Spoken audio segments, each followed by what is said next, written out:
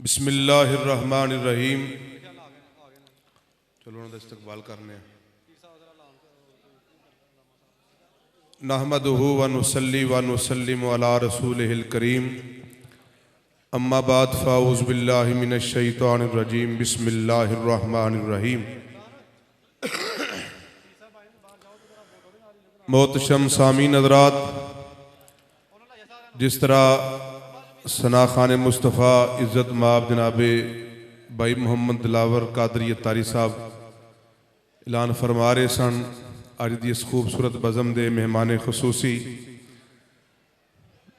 حضرت علامہ مفکر اسلام پیر محمد اجمل قادری صاحب تشریف فرما ہو چکے ہیں۔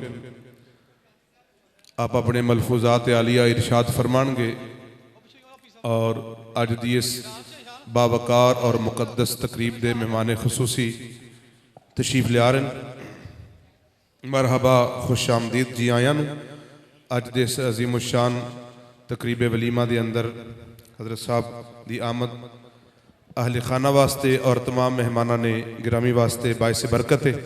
نحمدہ ونصلی ونسلم علی رسولہ الکریم، اما بعد اعوذ باللہ من الشیطان الرجیم، بسم اللہ الرحمن الرحیم۔ ہن لباس لکم وانتم لباس لہن، صدق اللہ العظیم۔ درود پاک پڑھ لیجئے۔ الصلاۃ والسلام علیک یا رسول اللہ وعلی آلک واصحابک یا حبیب اللہ۔ حمد و صلاۃ کے بعد شادی نہایت خوشی اور مسرت کا موقع ہوتا ہے۔ ہمارے ہاں کوشش کی جاتی ہے کہ شادی کے موقع پر کوئی بھی قریبی رشتہ دار، دوست، جاننے والا ناراض نہ ہو۔ شادی کے موقع پر کوشش کی جاتی ہے کہ کوئی شخص بھی ناراض نہ ہو، اور کچھ لوگوں کو منانے کا ارادہ نہیں بھی ہوتا تو باوجود اس کے بھی اپنے دل پر پتھر رکھ کر بھی لوگ کہتے ہیں خوشی کا موقع ہے، فلاں آدمی کو کسی طریقے راضی کیا جائے اور شادی میں شامل کیا جائے۔ یہ اچھی بات ہے اور یہ بڑی حوصلہ افزا بات ہے۔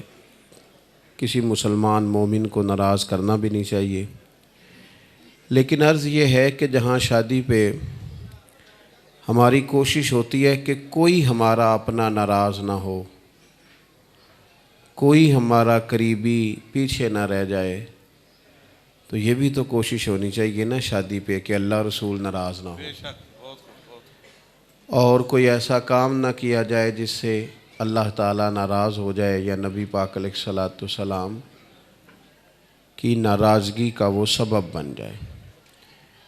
خوشی کا اظہار کرنے کا اسلام حکم دیتا ہے، قُلْ بِفَضْلِ اللَّهِ وَبِرَحْمَتِهِ فَبِذَلِكَ فَلْيَفْرَحُوا۔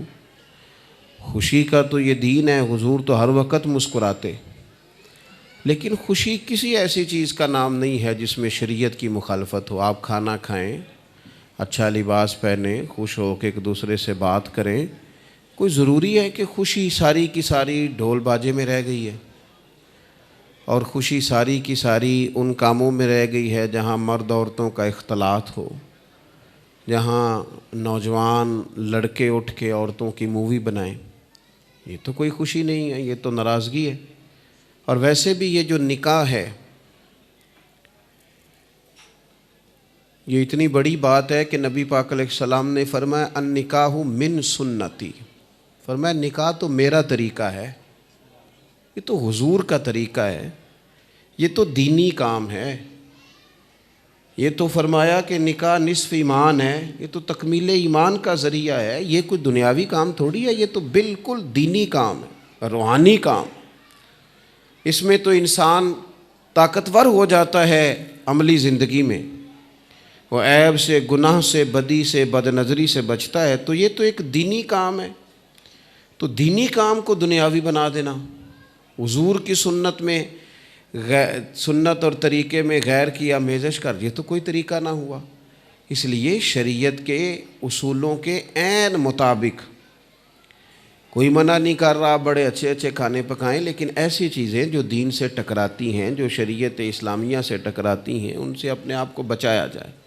حتی الامکان یہ کوشش کی جائے کہ کوئی ایسا کام نہ ہو جسے اللہ رسول ناراض ہو۔ ایک بات۔ دوسری گزارش یہ ہے کہ کتنے دن پہلے یہ ہال بک کرایا گیا ہوگا، کتنا خوبصورت اسے سجایا گیا ہے، کتنے دن پہلے فرنیچر کا آرڈر دیا جاتا ہے، بچے کی کپڑوں کا، شیروانی کا آرڈر دیا جاتا ہے۔ اگر اتنے دن پہلے یہ کوشش کی جاتی ہے تو صرف 1-2 دن پہلے اگر بیٹی اور بیٹے کو کسی معلم اور کسی معلمہ کے پاس لے جا کر، بیٹی کو معلمہ کے پاس، بیٹے کو معلم اور استاذ کے پاس لے جا کے اسے میاں بیوی کے حقوق بھی سکھا لیے جائیں، کچھ نکاح طلاق کے مسائل سے بھی آگاہ کر لیا جائے، تو اتنی زیادہ معاذ اللہ ثم معاذ اللہ، اللہ تعالیٰ معاف فرمائے، جو طلاقیں ہوتی ہیں بچ جائیں گی اگر مسائل کا پتہ ہوگا۔ لیکن ہم جن کاموں کی اشد ضرورت ہوتی ہے وہ نہیں کرتے۔ بچوں کو تعلیم دی جائے، بتایا جائے اور ان کو سکھایا جائے کہ بھئی اس طرح کر کے آپ کا، دیکھیں نا، 2 باتیں عرض کرتا ہوں۔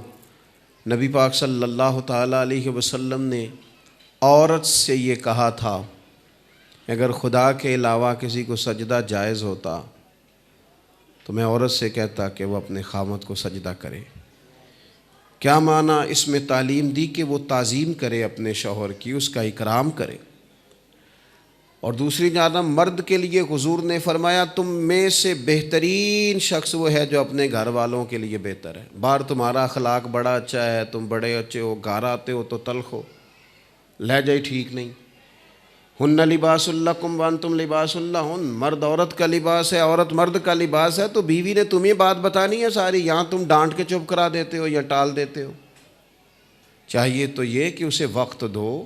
محبوب نے فرمایا تم میں بہترین شخص وہ ہے جو اپنے گھر والوں کے لیے بہتر ہے۔ سیدہ عائشہ صدیقہ رضی اللہ تعالیٰ عنہ فرماتی ہیں، حضور اتنے کریم تھے، جب تک گھر میں رہتے گھر کا کوئی کام ہی کرتے رہتے۔ تو اپنے گھر والوں کے ساتھ یہ رویے پہلے سے سکھائے جائیں۔ تیسری بات، اور بس میں اپنی بات سمیٹتا ہوں، وقت بہت زیادہ ہو گیا ہے۔ تیسری بات یہ ہے کہ جو گھر والے ہیں وہ کوشش کریں میاں بیوی کے درمیان محبت پیدا کرنے کی۔ ایسی باتیں نہ کریں جس سے ان کے درمیان، گھر میں ساری نعمتیں موجود ہوں، بچے بھی ہوں، گھر بھی کشادہ ہو، ہر چیز ہو نا گھر میں، صرف میاں بیوی کا پیار نہ ہو، اس گھر میں رہا نہیں جا سکتا۔ اور کچا مکان ہو، تھوڑے پیسے ہوں، لیکن گھر میں ایک دوسرے کے ساتھ تعلق احترام اور اعتبار کا ہو تو وہاں بڑی ٹھنڈی سانسیں لی جا سکتی۔ ہمارے ہاں یہ ہوتا ہے کہ چاہیے تو یہ نہ کہ میاں بیوی کو ایک دوسرے کے حق میں باتیں بتائی جائیں کہ بیٹا تیری بیوی بڑی اچھی ہے، دیکھنا سارا کچھ چھوڑ کے آئی ہے تیری خاطر، اور بچی کے گھر والے کہیں کہ تیرا شوہر بڑا اچھا ہے، وہ تو جب بھی آتا ہے، لیکن وہ کیا ہوتا ہے کہ لڑکی کے گھر والے اسے کہتے ہیں پتر بس ان تو گزارا ہی کرنا ہے، نصیب ہی ہے انسان۔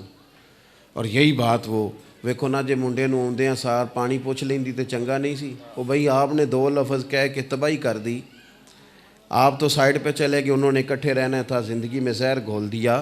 اللہ کے رسول علیہ السلام نے سیدہ فاطمہ اور مولا علی شیر خدا کا جب نکاح ہوا تھا تو کہا تھا اے اللہ ان کے درمیان محبت پیدا کرنا، اللہ انہیں محبت سے رکھنا۔ حضور علیہ السلام اپنی ازواج کے ساتھ محبت کرتے، پیار کرتے، ان کی بات سنتے۔ تو کوشش کریں کہ میاں بیوی کو سپورٹ کریں اس طرح کہ وہ ایک دوسرے سے جڑیں، ان کے درمیان جتنی زیادہ اعتبار ہوگا، احترام ہوگا، جتنی ان کے درمیان ایک دوسرے کے لیے دل میں وسعت ہوگی، اتنا گھر صحیح رہے گا۔ ورنہ میں نے دیکھا ہے کہ بچے بیچارے دوراہے میں کھڑے ہیں کہ ہم نے ابا کو سپورٹ کرنا ہے کہ اماں کو سپورٹ کرنا ہے۔ میں گھر میں موجود تھا تو میرے گھر والوں نے کہا کہ مدرسے کا ایک بچہ بڑا روتا ہوا آیا ہے، تو میں پریشان ہو گیا، شاید کسی استاذ نے مارا ہے۔ بچے کو میں نے جلدی سے بلایا تو وہ کانپ رہا تھا، تڑپ رہا تھا، تو میں بڑا پریشان ہو گیا، خدا خیر کرے۔ میں نے اسے تھپکی دی، پیار کیا، میں نے کہا پتر کیا ہوا؟ کہنے لگا پیر صاحب کروں ٹیلی فون آیا ہے، میری امی تے ابو پھر پہ لڑتے نے، تو جب وہ لڑتے ہیں تو ہم چارپائیوں کے نیچے چھپتے ہیں، رونا آتا ہے۔ حضرت صاحب پتہ نہیں ان گھر کی ہوندا ہونا ہے، کوئی دعا فرماؤ، تو کون اسے تڑپا رہا ہے؟ کوئی غیر؟ بچے تڑپ کے رہ جاتے ہیں جب ماں باپ کا اختلاف ہوتا ہے۔ تو شروع سے ہی کوشش کی جائے کہ ان کو کچھ اس طرح رکھا جائے۔ یہ اس درد کو سمجھیے گا جو میں نے بیان کیا ہے، اور جو لوگ اس کرب سے گزرے ہیں وہ یاد رکھیں کہ وہ گھر کئی حصوں میں تقسیم ہو جاتا ہے جہاں میاں بیوی کا آپس میں سلوک ٹھیک، وہ کوئی بھی نہیں کپڑے نہیں پائی دے جڑے ویاہ تے ملتے ہیں، ساری عمر وہ کپڑے پانے نے۔ کوئی اس بات سے لڑائی شروع کر دی ہے کہ سانو دنوں تے کپڑے نہیں سن ملے، سانو خیر مقدم نہیں سی آکھیا، ساڈے ملنی نہیں سی کیتی۔ او خدا کا خوف کرو، کس بات کو لے کر آپ نے دو زندگیوں سے کھیلنا شروع کر دیا ہے؟ تو کوشش کریں کہ باہمی محبت ہو، قرار ہو۔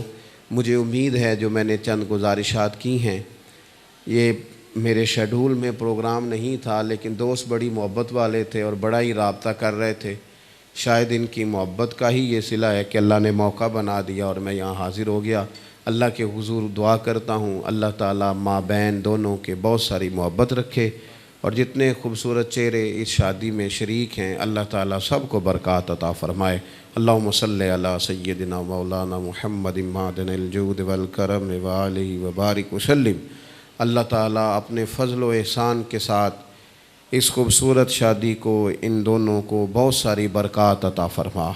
اے اللہ ان دونوں کے درمیان پیار، محبت، اتفاق، احترام اور اعتبار کے رشتے کو قائم فرما۔ چھوٹی چھوٹی باتیں درگزر کر کے اعلیٰ ظرفی سے زندگی گزارنے کی توفیق عطا فرما۔ ان کے ماں باپ کو ان کی طرف سے ہمیشہ ٹھنڈی ہوا عطا فرما۔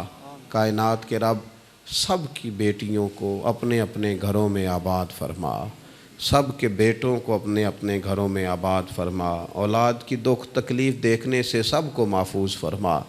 اے کائنات کے مالک، نبی پاک علیہ السلام اور آپ کی ازواج مطہرات مومنوں کی مائیں، ہمیں ان کے طریقوں پر چلنے کی توفیق عطا فرما۔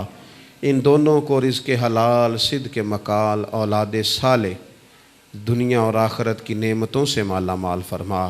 حاسدوں کے حسد سے، شریروں کے شر سے، مفسد کے فساد سے، ظالم کی میلی نظر سے، نفس اور شیطان کی شرارتوں سے بچا۔ ایسی خواہشات جو غلبہ کر جائیں، ایسی سوچیں، ایسے وسوسے جو غالب آنے لگیں، اس سے محفوظ فرما۔ اے اللہ مقدر کی ساری خزائیں رخصت کر کے بخت کی بہاریں عطا فرما، امت کی خیر فرما۔ ترکی، لبنان، جہاں جہاں مسلمان تکلیف میں، اللہ امت کی خیر فرما، امت پر فضل فرما، پاکستان پر رحم فرما، دنیا اور آخرت میں ہماری پردہ پوشی فرما۔ رب اغفر وارحم وانت خیر الراحمین، وصلی اللہ تعالی علی حبیبہ سیدنا محمد علیہ